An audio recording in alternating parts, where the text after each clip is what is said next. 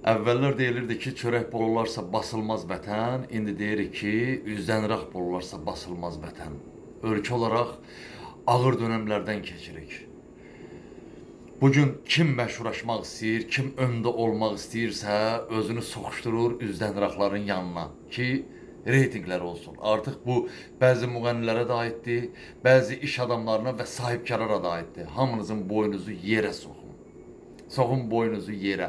Bu ölkəni məhv elədiniz. Bu ölkənin yaxşı kişiləri, yaxşı qadınları pulsuzluqdan əziyyət çəkəndə pul gəldi, imkan gəldi, şərait gəldi, sizin əlinizə düşdü.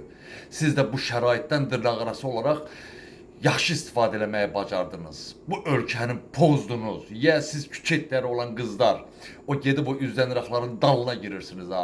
Allah hamınıza elə bir övlad qismət eləsin. Bu Ramazan ayında arzulayıram. Məhv elədiniz ya bu ölkəni.